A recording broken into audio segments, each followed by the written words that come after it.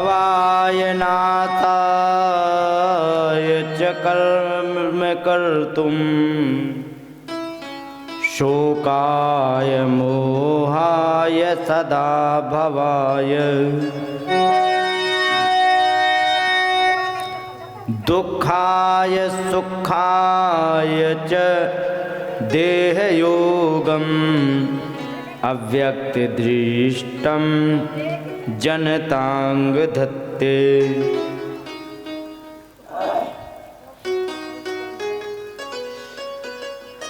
यहाँ पर आगे बड़ा ही सुंदर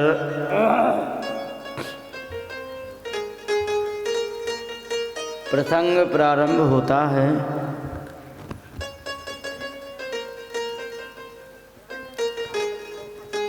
अभी तक ध्रुव उत्तानपाद के चरित्र वंश का वर्णन सुन रहे थे और उनके दूसरे पुत्र थे प्रियव्रत।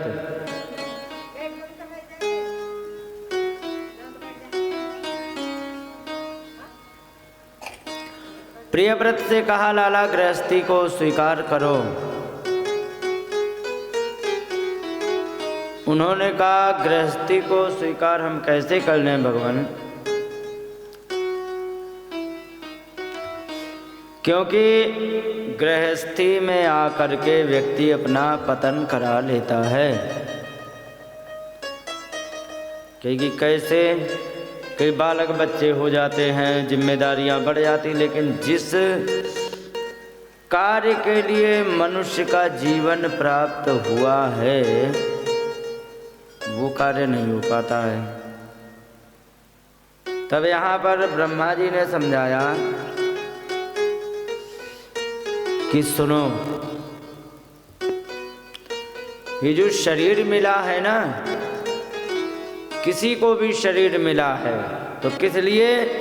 भवाय, उत्पन्न होने के लिए, और नाशाय, पहले उत्पन्न होता फिर नाश हो जाता, होता कि नहीं? बरसात में देखे होंगे बहुत से पतंगे निकलते हैं और 4 दिन बाद उनका पता नहीं लगता है, महीना भर बाद नामो निशान समाप्त, कुछ भी नहीं बचता है। तो भवाय नाशाय, जन्म लेने और मरने के लिए, च कर्म कर्तुं, कर्म करने के लिए भी कुछ लोग जीव जन्म लेते हैं, और शोकाय मोहाय सदा भयाय, कभी शोक होना, कभी मोह होना, और भय तो ऐसा लगा रहता है। ये सब के सब जितने भी हैं विशेषण, ये हमेशा लगे रहते हैं। जो भी है, जन्म लेना भी हमेशा लगा रहता है, मरना हमेशा लगा रहता है, कर्म करना हमेशा लगा रहता है। शोक, मोह और भय ये सब के सब जीवन भर लगे रहते हैं। सुखाय दुखाय च देहयोगम, सुख दुख प्राप्त करना ये भी जीवन भर लगा रहेगा। अव्यक्त दृष्टि जनतांग दत्ते, लेकिन ये जो अव्यक्त माने जो आत्मा होती है, ये हमेशा इस शरीर को धारण करती रहती, सदा का मतलब हमेशा, और ये सदा धारण करती रहती हो, हमेशा दुख सुख लगा रहता है। कोई भी सुखी नहीं, क्योंकि बच्चे बड़े सुखी हैं, कहते ना बच्चों को कोई चिंता नहीं, कहते ना। लेकिन जिस दिन बच्चे को जाना होता है विद्यालय, उनके छाती पे हाथ धर के उनकी धड़कन सुनना, समझ गए? वो भी नहीं चिंता से रहित है, उन्हें भी डर लगा रहता है। जो बच्चे ने होमवर्क न किया हो और उसे विद्यालय जाना पड़ रहा हो, उससे पूछना, बच्चे को भी रहता है। जैसे ही सुध संभाली वैसे ही उसके जीवन में शोक और मोह ही सब लग गया। और ये सब अव्यक्त का मतलब ईश्वर के दिए हुए सारे के सारे जो हैं देह, ये सब के सब ईश्वर के दिए हुए देह हैं और उनको धत्ते धारण करता रहता है ये जीवात्मा। तो कहने का मतलब ये तो तुम्हारा जीवन हमेशा लगा रहेगा, चाहे ये जीने मन रखो चाहे ना रखो, चाहे तुम ब्याह करो या ना करो, ये तुम्हें जीवन भर लगा रहेगा। लेकिन जो तुमने कही कि इसमें पतन हो जाता है ब्याह करने में, तो सुनो एक बात बताओ माता, अगर जो किसी भी व्यक्ति को चोरी करने की आदत हो, ठीक है, तो चाहे उसे तुम जंगल में छोड़ दो तो आदत रहेगी, चाहे कहीं भी छोड़ दो तो आदत रहेगी, चाहे उसको बाबा जी बना दो तो भी चोरी करेगा, चाहे गृहस्थी में ला दो तो भी चोरी करेगा। तो जो असावधान व्यक्ति है वो कहीं भी रहे, उसके लिए कोई भी उसके लिए रास्ता नहीं है। लेकिन जो सावधान व्यक्ति होता है ना, वो कहीं भी चला जाए उसको कोई खतरा नहीं होता है।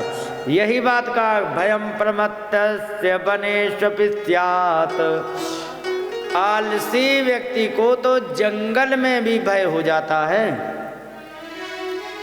क्योंकि यतः सास्ते सहषट सपत्न्यः, क्योंकि 6 शत्रु जो होते हैं ना वो हमारे अंदर ही घुसे हैं।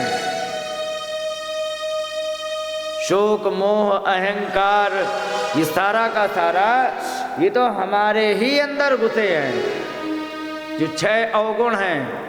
तो ये कहीं भी हम जाएंगे वे 6 अवगुण तो हमें प्रभावित करेंगे ही, समझे।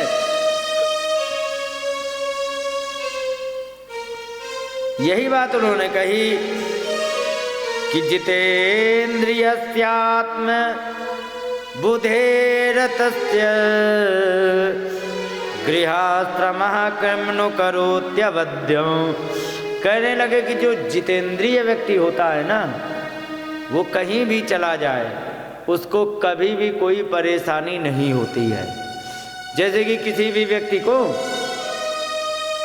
मान लो जलेबी ना पसंद हो, जलेबी देख के, जैसे हमारी आदत है बूंदी के लड्डू हमें नहीं पसंद है, तो नहीं है तो नहीं है, तो ऐसे किसी भी व्यक्ति को मान लो बूंदी के लड्डू नहीं पसंद है और उसको जा करके एक बड़ी सी दुकान में जहाँ बूंदी की ही लड्डू है उसको छोड़ दे, कहते हैं कि तुम यहीं रहो और देखे रहना, तो वो एक भी लड्डू नहीं खाएगा वहाँ से, क्यों, उसे पसंद ही नहीं है।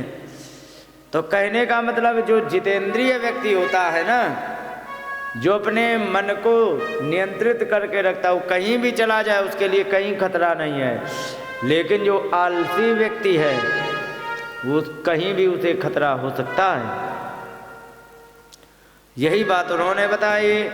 यशट कहाँ गया, हाँ, यशट शपथनान विजिगीर्षमाणो गृहेषु निर्विश्ययतेत पूर्वं।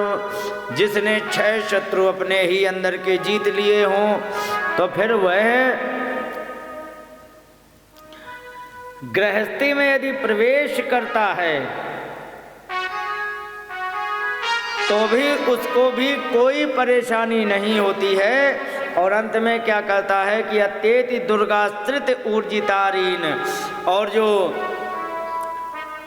हमारे जीवन में ऊर्जित माने बड़े बलवान शत्रु हैं, उनको अत्येति, उनको जीत लेता है। क्षीणेषु काम विचरेद विपश्चित, और जिसकी कामनाएं समाप्त हो गई हो ना, उसको कुछ भी बांध नहीं सकता है। अच्छा एक बात बताओ, अगर जो किसी को फांसी का आदेश हो जाए और 4 दिन रह गए हों, तो क्या वो चोरी करने का प्रयास करेगा? नहीं करेगा। क्यों? क्योंकि उस समय उसको अपनी मौत दिखाई दे रही, बाकी सारी कामनाएं समाप्त हो जाती हैं। होती है कि नहीं? यही बात होती है, जब कामनाएं हमारी समाप्त हो जाएं तो कोई भी परेशानी आ ही नहीं सकती है। इसलिए त्वं त्वाब्ना आप जनाभ घ्रीसरोज कोशाद दुर्गाश्रित निज तरषट शत सपत्नान भुङ्क्षेह भोगान पुरुषादितिष्ठान विमुक्त संगा प्रकृति भजस्व। कहने लगे इसलिए तुम तू अब जनाभम भगवान के अंग्री सरोज कोशात चरण कमल को कोश को अब तुम ऐसा करो,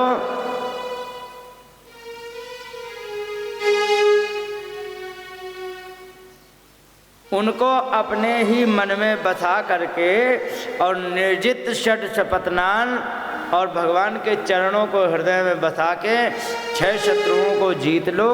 और जीतने के बाद जब 6 शत्रु जीत लेना, फिर इसके बाद कोई दिक्कत नहीं होगा। भुंक्ष वेह भोगान, सारे भोगों को तुम भोगो, और पुरुषाद दिष्टान,